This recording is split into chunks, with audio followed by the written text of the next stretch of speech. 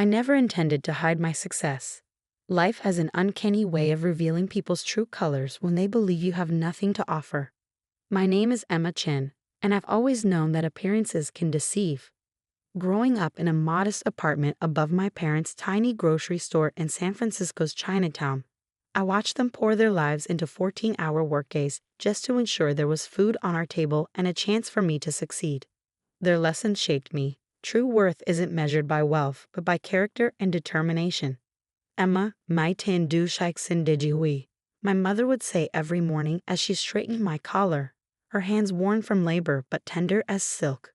Each day is a new opportunity. While my peers were playing video games or watching TV, I was helping stock shelves, learning inventory management, and poring over accounting books.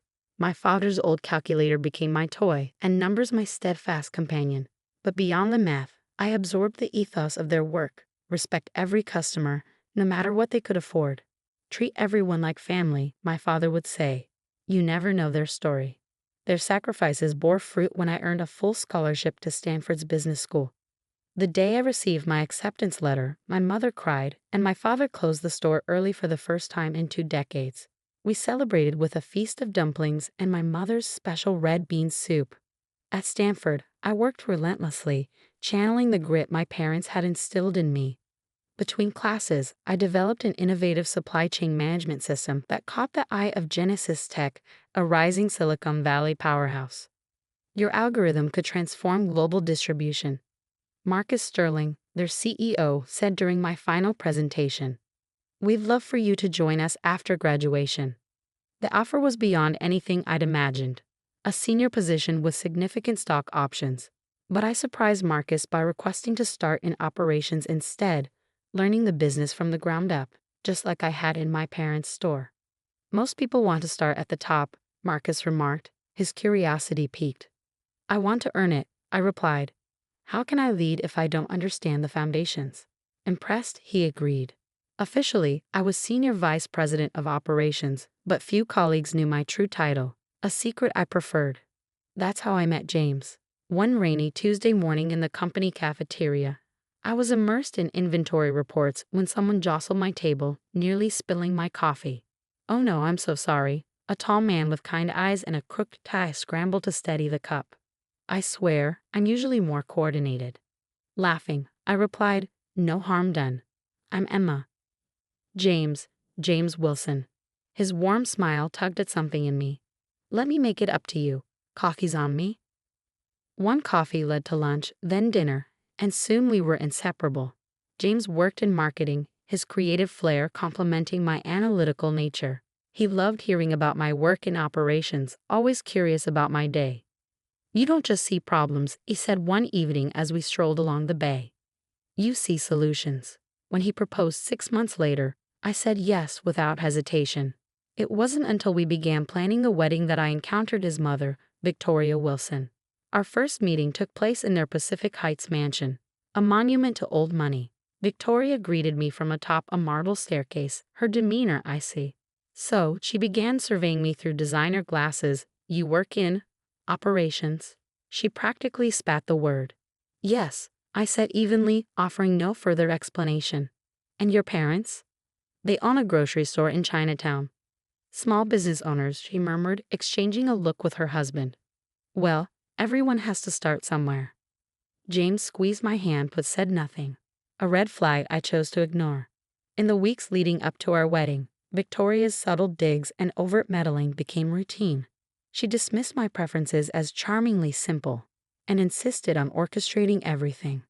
Darling, she'd say, patting my hand as if consoling a child. Leave it to those who understand these things. Even my wedding dress, a modern design with traditional Chinese accents, became a point of contention.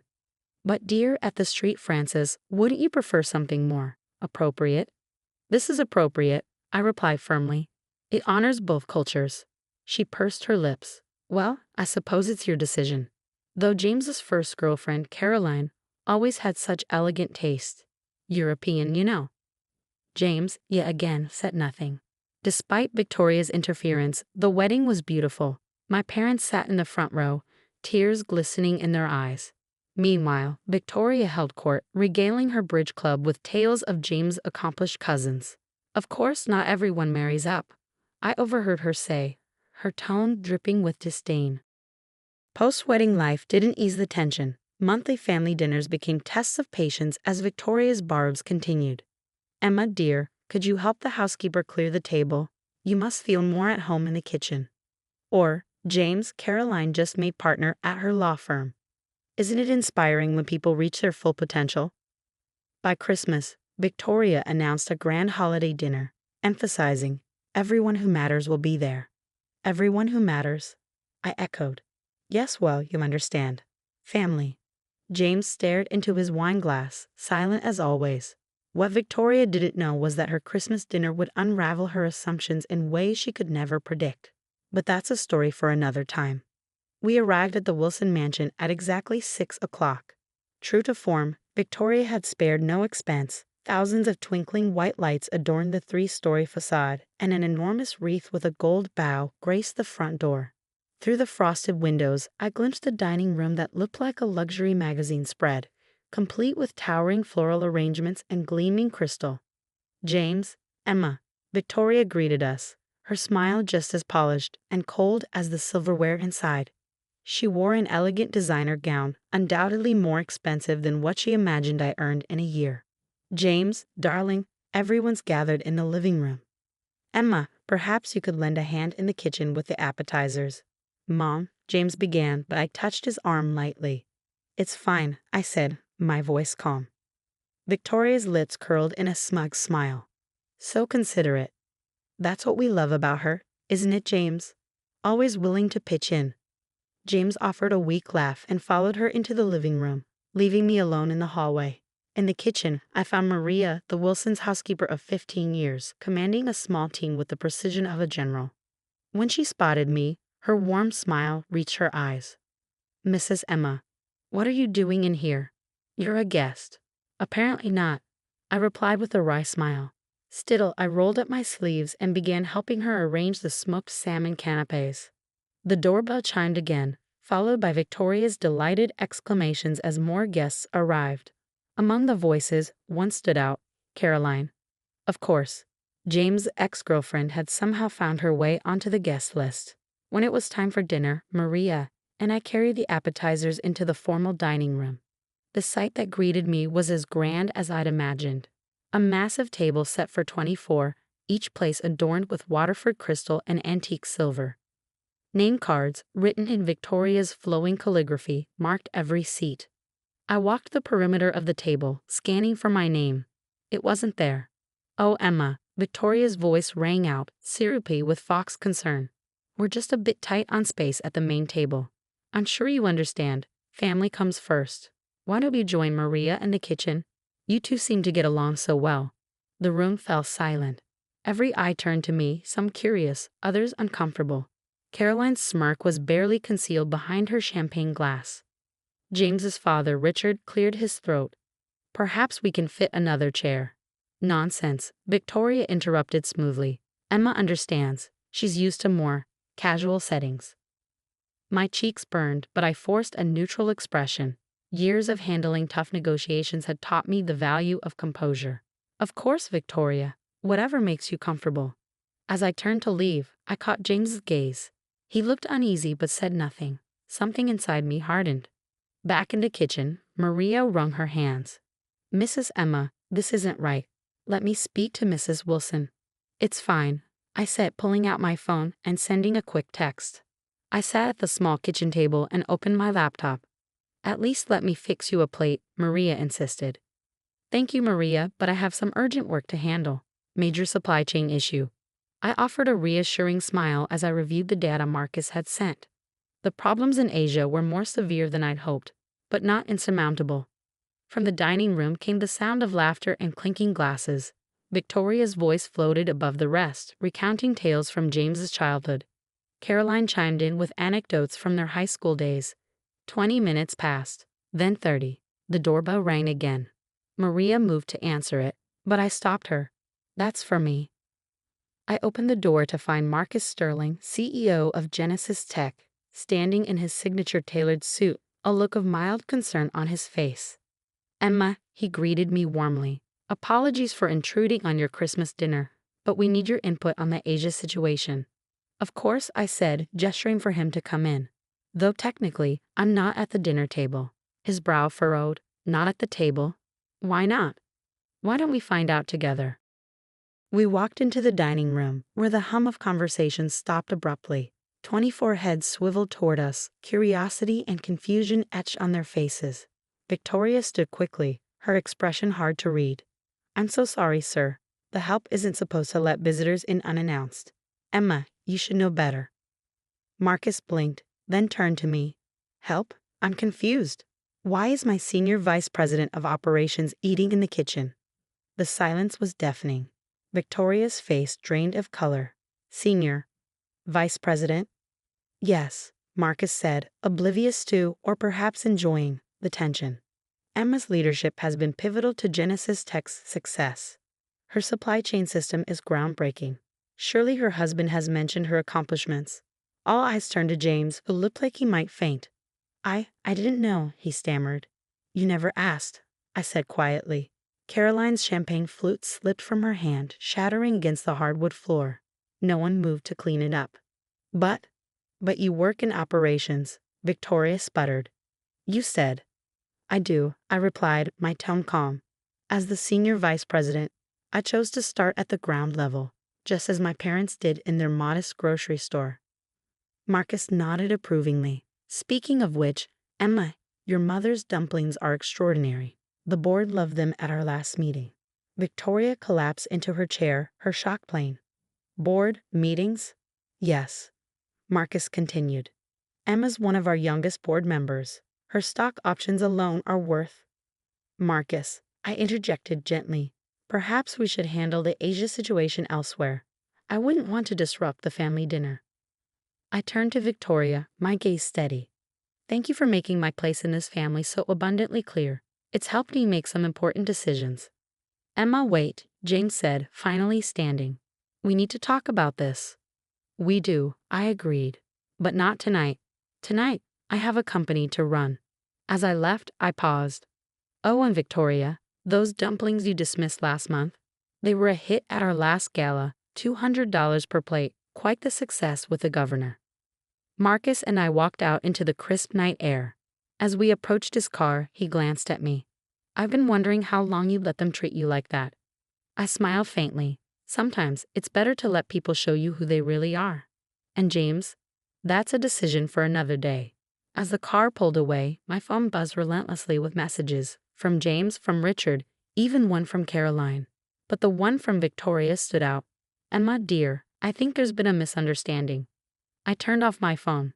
Asia needed my attention, and my life needed a fresh perspective. As my mother always said, each day is a new opportunity, and tonight, I'd seized mine. The next morning, I woke up in my private office at Genesis Tech, the resolution to the Asia crisis neatly tucked away in my outbox. A late-night video conference with our Shanghai partners and decisive action had steered the company away from disaster. As sunlight poured through the floor-to-ceiling windows, a knock on the door pulled me from my thoughts. "Mrs. Chen." Sarah, my assistant, peeked in. "Your husband is in the lobby. Again. This is his third attempt since dawn." I sighed and glanced at my phone. 47 missed calls, 93 texts, and an avalanche of emails. Victoria alone had sent 28 increasingly frantic messages. "Send him up, Sarah. It's time we talked." When James walked in, he looked nothing like his usual polished self. His hair was messy, his shirt wrinkled, and his tie was nowhere to be seen. His eyes darted around the room, taking in the sleek office, the awards on the walls, and the panoramic view of the bay. "Emma," he began, his voice hesitant. "This is really your office." "For the past 2 years," I replied, motioning for him to sit. "Not that you ever asked." He sank into one of the visitor chairs, his gaze dropping. "I don't understand. Why didn't you tell me?" "Tell you what? That I'm more than the girl your mother looks down on. That I've built a career while you stood by and said nothing. When exactly was I supposed to do that, James? In between your mother's jabs or your silence?" He winced. "Mom's difficult." "Difficult?" I repeated, crossing my arms. She made me eat in the kitchen on Christmas, and you let her. I was going to say something, but you didn't. You never do. My voice was calm but firm. 2 years, James. 2 years of watching you laugh at your mother's jokes about my background. 2 years of staying silent while she paraded Caroline in front of me. 2 years of you being ashamed of me, or at least of what you thought I was. I wasn't ashamed, he protested. Weren't you? Then why didn't you ever ask about my work? Why didn't you visit me here? Why didn't you defend me? Before he could answer, my phone buzzed. Marcus's name appeared on the screen. The board approved your Asia strategy, he said. Stocks up 12% already. Excellent work. Thank you, Marcus. I'll finalize the timeline today. When I hung up, James stared at me, his face pale. You report directly to Marcus Sterling. I have for years, I said, my tone matter of fact. Remember last Christmas when I missed your mother's party because of overtime? I was in Tokyo, finalizing a billion-dollar deal, but you assumed I was working a shift at a warehouse. Emma, I didn't know, he pleaded. Please, give me another chance. I shook my head. That's the problem, James. Now that you know I'm successful, you want to make things right. What about when you thought I was just a grocery store girl? Didn't I deserve respect then? The silence between us was deafening, and in it, I found my answer. A knock on the door interrupted us. Sarah appeared again, looking uncomfortable. Mrs. Chen, Mrs. Wilson is here. She's insistent. I nodded. Sent her in. Victoria swept in, dressed impeccably as always, though her usual composure was absent. Her eyes flitted around the room, widening as they landed on my credentials and accolades. Emma, darling, she began, her voice sticky sweet. We need to clear up this misunderstanding. Misunderstanding? I arched an eyebrow. You mean where you made me eat in the kitchen, or where you've spent 2 years treating me like I was beneath you? Her mouth opened and closed like a fish out of water. I didn't know who you were. And that, I said sharply, is the root of the problem. You judge me based on my parents' grocery store. Tell me, Victoria, how much do you think Genesis Tech paid for my supply chain system? She blinked, floundering. I don't. $300 million. Before I even graduated. That modest store taught me everything about respect and hard work. Concepts you still haven't grasped. Emma, James interjected. People can change. Give us a chance to make this right. I opened my laptop, revealing an email from my lawyer. 2 years, James. Have given you plenty of chances. I met his gaze. I'm filing for divorce. Victoria gasped. You can't. Think of James's future. I am, and mine. I stood. The prenup you insisted on. It protects my assets as much as his. And the Pacific Heights mansion. I bought it last year. Check the property records. James sank back, stunned. All this time, while you let your mother belittle me, I was building something real. I pressed a button on my desk. Sarah, please escort Mrs. Wilson out. James, you have until Friday to move your things to your parents' house. Emma, think of what people will say. Victoria exclaimed as security arrived. They'll say what I should have said years ago. Respect isn't earned by a bank account. It's earned by treating people with dignity. I turned to James. Your mother spent 2 years trying to make me feel small. She only succeeded in showing me how small she is. As they left, I stood by the window, watching the fog roll over the bay. A text from my mother appeared on my phone. Mai tan du shaik sin de jihui. Each day is a new opportunity. Smiling, I drafted a press release about Genesis Tech's triumph. The stock would close at a record high that day. But my true success wasn't in the numbers. It was in knowing I'd reclaimed my self-worth. 6 months later, I closed another quarterly report. The divorce was final, the house sold, and Victoria had a new cautionary tale for her bridge club. None of it mattered anymore. Sarah knocked. Mrs. Chen, your parents are here for lunch. I closed my laptop, smiling. Success isn't about proving others wrong. It's about proving yourself right. And the best revenge? It's not served cold in a kitchen. It's served in a corner office, surrounded by those who saw your worth all along.